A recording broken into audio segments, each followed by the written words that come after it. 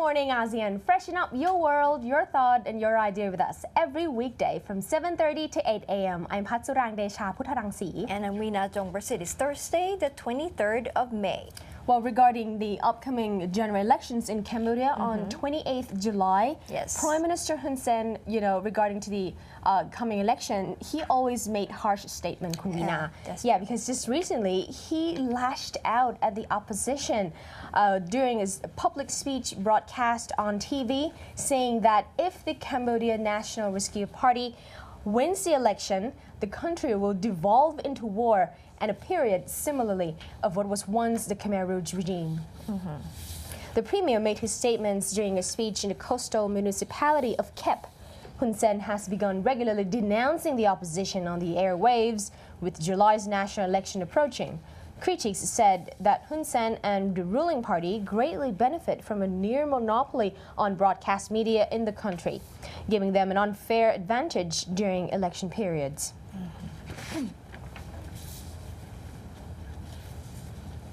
Moving to another leader, the Myanmar president, THEIN has invited private sectors from the United States to invest in the development of middle class in Myanmar. Well, the visiting Myanmar leader on his first visit to the U.S. made a speech on meeting with the U.S. businessmen at U.S. Chamber of Commerce on May the 20th. President THEIN said, "We'd like to encourage the U.S. companies to invest in Myanmar for the development of our middle-class people. Myanmar is a country located in a strategic location with many economic partners, and so it can provide a wealth of business opportunities." THEIN called for an end of economic sanctions which isolated Myanmar from the global communities for decades. He asked for the assistance from the U.S. businessmen in obtaining a market economy in Myanmar. Myanmar's substantial reforms under President THEIN's leadership have forged a path forward for the United States government to ease trade and investment restrictions, giving American businesses an enormous opportunity to engage Myanmar's growing consumer market. Chamber's Vice President for Asia, Tommy Overby, was quoted in a press release by the U.S. Chamber of Commerce. He said that for their part, U.S. companies can provide their training, human resource development, respect for the environment, respect for the rule of law, and the highest standards of governance and transparency, all of which the Myanmar government and private sectors have repeatedly requested. Concerning Myanmar urban development, Kunwina, the modern urbanization of Myanmar has to be done with extreme caution because the heritage needs protection. In Myanmar Focus Daily today.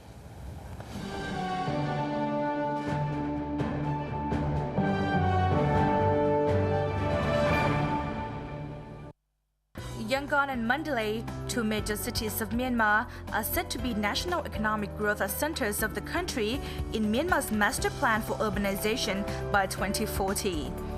In 2040, Myanmar sees Yangon to be the economic hub of the nation, city of inland and international port integration. For Mandalay region, there is likely to be infrastructure improvement, industrial zone and road network system. However, what these two cities have in common, apart from the potential to be the economic hub, is they are rich in cultural heritage, which is the uniqueness of Myanmar. Shwedagon and other pagodas, temples, mosques, churches, synagogues, and numerous old colonial buildings coexist harmoniously. In Yangon in particular, these European-style colonial buildings were former government offices and were abandoned after the capital city moved to Naypyidaw. Currently, investors are looking to transform the buildings for business opportunities. The most important thing for Myanmar in developing major cities into urbanizations is to balance between welcoming modernization and preserving its own cultural heritage. Yangon Heritage Trust, a non-governmental organization established to protect and promote Yangon's urban heritage, has suggested that the preservation of national heritage should be included in the urban planning process of Myanmar by creating zoning plan and controlling new development. That is what we're trying to do, yes. We want to preserve the older places or where the people really value according to their memories or all the historical importance, all the cultural importance, all the architecturally.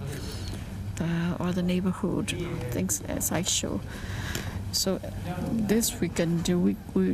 We cannot do to repair each and every building like that, but in terms of the character or maintaining that we can do with the urban planning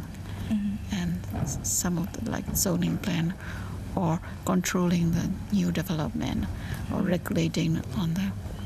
design and development. But that doesn't mean deterring the modern development or economic development. Nevertheless, preserving these buildings require a large amount of capital investment. The director said minimum repair and minimum effort to maintain the structure would be enough. For foreign investors who look into developing these colonial buildings into hotels or restaurants, Yangon Heritage Trust offers consultancy service in providing guidelines to maintain the buildings. Meanwhile, Director of the Planning Division of Myanmar's Construction Ministry, who is involved with urban planning, ensure that Myanmar will keep the heritage while modernizing the cities. Myanmar is a very unique country, So this unique character of Myanmar and its cities, and we understand that we have to preserve it while modernizing and also aspiring to develop them into competitive and vibrant engines of growth. This is one of the challenges we are facing today. And also, we also realized that this will require lots of leadership and skills and management capacity. And that's one more. We also emphasizing the special development planning policy and guidelines, and we have been drafting enforcing planning laws and regulations, and also our heritage and environmental conservation at national as well as regional and state levels. Moving cities of Myanmar into urbanization, there are existing challenges that need to be addressed and planned out before it is too late. Listen to experts' opinions and suggestions in the next episode of Myanmar Focus Daily. Aravita Misang reporting from Yangon.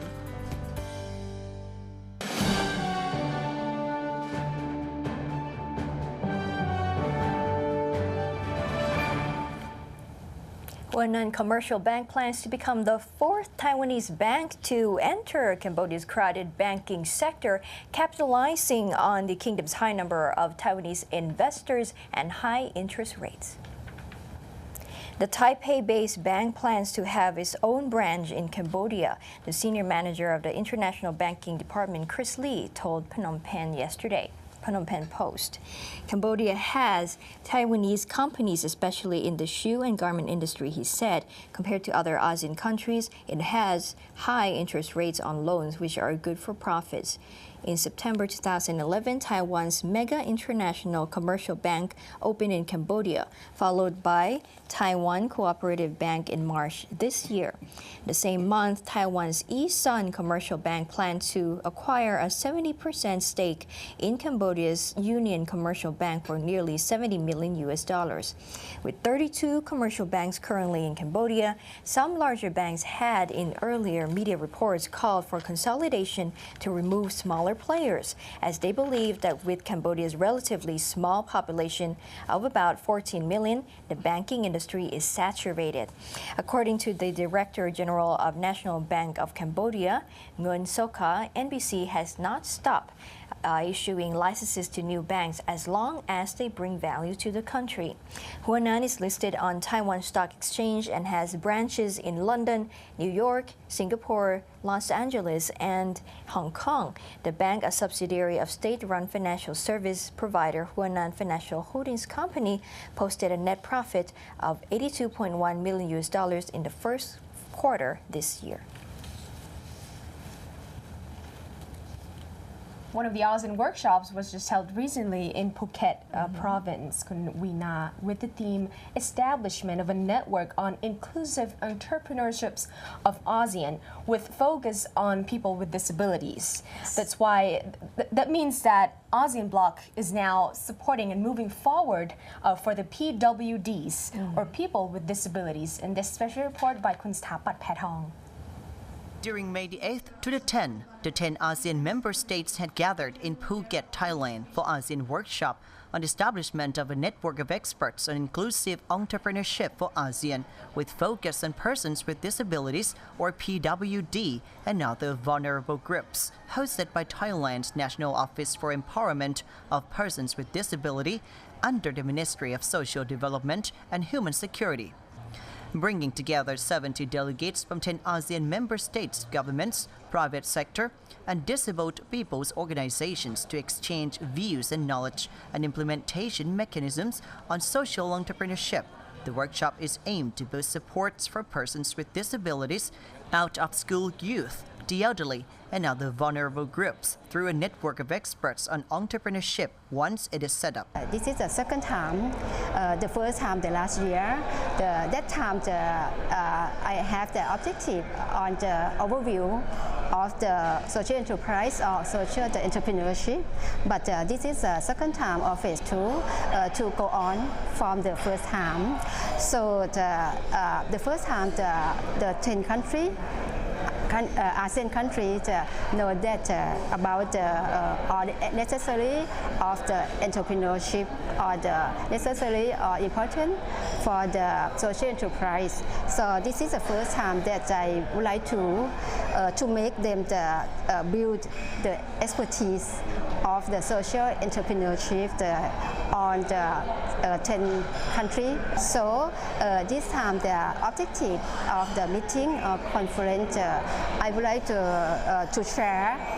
the knowledge and experience from the expertise in each country. Meanwhile, Kelvin Ng, the Chief Operating Officer at Islington College, shared his overview on social enterprise in ASEAN, that there's been a lot of interest in social entrepreneurship in the region. He added that ASEAN have seen a lot of ideas on how it could improve the lives of the disadvantaged in its society. And as this workshop on the issue is the second time following the first-time conference held last year, the college COO said that the previous meeting obtained a lot of feedbacks from ASEAN delegate members on how to set up ASEAN network of experts of inclusive entrepreneurship, the network that is aimed to cater to all the different countries. So one of the ideas that we came up with was to make sure that the network would be a knowledge center where we will document best practices, have good case studies on success stories, and we'll be able to spread all these learnings throughout ASEAN members so that each social entrepreneur in each of these 10 different countries will be more successful, and they have someone that they can call, someone that they can rely on to help them. Invited to give a keynote address on social enterprise from a global perspective with focus on the shift to sustainability, Andrew Croft, the chief executive of CAN, a UK social enterprise, shared the success of social enterprise in the UK that could be applied in ASEAN. He believed that this meeting would bring changes to the whole region. I think this conference is very important because the changes that can come about when a social enterprise is successful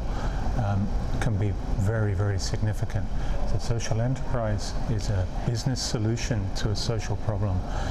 It can work to take some of the most disadvantaged and marginalized individuals, often from the margins of society, or people with disabilities, and bring them back into the mainstream and help them. This conference is about promoting the work of social enterprise and the inclusiveness and the sustainability that can be engendered by a business solution. And I think that's why it's so important to be able to have a conference like this that affects the whole of the ASEAN region. The second conference on seeking ways to boost support for persons with disabilities and other vulnerable groups also finalized the proposal and the establishment of the network, including the adoption of the Project Terms of Reference, or TOR. The proposal of the network formation will be submitted to ASEAN Secretariat to be approved by ASEAN leaders later this year. Sathapat Patong for ASEAN Business Report. After the break, Tech Savvy will bring you to a very popular social media website in China, and that is planning to expand into ASEAN.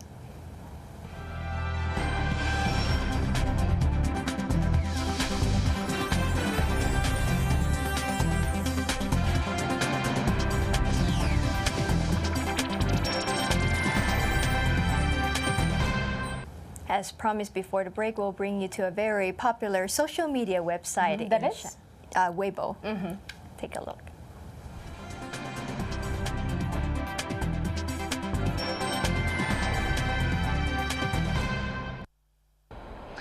Weibo is a Chinese microblogging widely used in China since other type of social network is not allowed due to security reasons. After its success in China, Weibo is now recognized worldwide and preparing itself to enter into the Thai and AEC markets. เว็บปัวเป็นโซเชียลมีเดียที่เป็นอันดับหนึ่งของประเทศจีนแล้วถือว่าเป็นอันดับ3ของโลกค่ะซึ่งมีผู้ใช้มากถึง503ล้านคนนะคะซึ่งในนี้จะประมาณ 90% อัพจะเป็นคนจีนหรือว่าเป็นคนที่ใช้ภาษาจีนเป็นภาษาหลักค่ะที่เข้ามาทำตลาดในประเทศไทยหรือว่าที่สนใจจะเข้ามาในประเทศไทยเนี่ยก็เพราะว่าประเทศไทยในปีที่ผ่านมาเป็นประเทศที่เป็นจุดมุ่งหมายทางการเดินทางออกนอกประเทศของชาวจีนที่เป็นอันดับหนึ่งนะคะซึ่งนำหน้าของฮ่องกงอีกด้วยซ้ำค่ะซึ่งเป็นdestination 1อันดับ1เลยนะคะแล้วก็คนจีนก็ถือในสายตาชาวจีนเนี่ยคิดว่าประเทศไทยเป็นประตูที่เข้าสู่อาเซียนหรือว่าเป็นศูนย์กลางของอาเซียนพอพูดถึงอาเซียนเนี่ยประเทศแรกที่จะนึกขึ้นมาได้เขาก็จะนึกถึงประเทศไทยก่อน Since it has multiple options in one application, it can be Facebook, Twitter, and Instagram at the same time. For this reason, it is very attractive for people who prefers to keep things simple. Organization can create events via Weibo as well. นอกจากที่สามารถเข้าถึงจีนได้โดยช่องทางเดียวตรงนี้ที่เป็นโซเชียลมีเดียตรงนี้นะคะอีกอย่างหนึ่งคือจำนวนข้อความที่โพสต์ในเว็บปัวในแต่ละวันเนี่ยมากถึง100ล้านข้อความแล้วก็เว็บปัวก็ยังมีจุดเด่นอย่างหนึ่งที่ว่าสามารถที่จะ verify ตัวตนจริงให้กับ Account โดยเฉพาะ Account ขององค์กรหรือบริษัทหรือ Account ของบุคคลสำคัญซึ่งถ้าเราเห็นใน Facebook หรืออะไรต่างๆเนี่ยชื่อในลักษณะเดียวกันไม่ว่าจะเป็นแบรนด์หรือว่าจะเป็นบุคคลสำคัญเป็นดาราอะไรก็แล้วแต่เนี่ยมันจะออกมาเป็น100เลยนะคะซึ่งถ้าเป็นคนที่เพิ่งเข้าไปเล่นแล้วไม่ได้เข้าลึกซึ้งขนาดนั้นเนี่ยก็ไม่สามารถแยกออกไปได้ว่าตกลง Account ไหนที่เป็นข้อมูลมาจากตัวจริงที่คนไทยใช้เครื่องมือที่เป็นโซเชียลมีเดียไม่ว่าจะเป็น Facebook หรือ Twitter ก็ถือว่าดีอยู่แล้วหรือว่าเข้าใจการใช้เครื่องมือโซเชียลมีเดียตรงนี้แต่ที่อยากจะให้คนไทยทราบที่ว่าไม่ว่าคุณทำ Facebook Shop หรืออะไรก็แล้วแต่แผนการประชาสัมพันธ์ใน IT ในโซเชียลมีเดียดีขนาดไหนถ้าคุณไม่ได้จับเว็บปัวคุณก็เท่ากับว่าเสียตลาดก้อนใหญ่ตรงนี้ไปไม่มีความจำเป็นหรอกคือไม่มีความจำเป็นที่ควรจะเลิกเล่นอย่างใดอย่างหนึ่งแล้วค่ะมาเล่นอะไรอย่างเงี้ยแต่อยู่ที่ว่าอยากจะให้คนไทยเพิ่มอย่างหนึ่งเล่นควบคู่กันในตลาดเดียวในขณะเดียวกันแล้วคนจะได้เข้าถึงตลาดโลกประเทศต่างๆแล้วรวมถึงตลาดของจีนด้วยWeibo is also a good and fast way for investors who wish to do business in China to get connected, as most of the information are available on there. The Chinese government uses Weibo to connect and disseminate information to its people. Embassies and foreign companies are using Weibo for the same reason as well.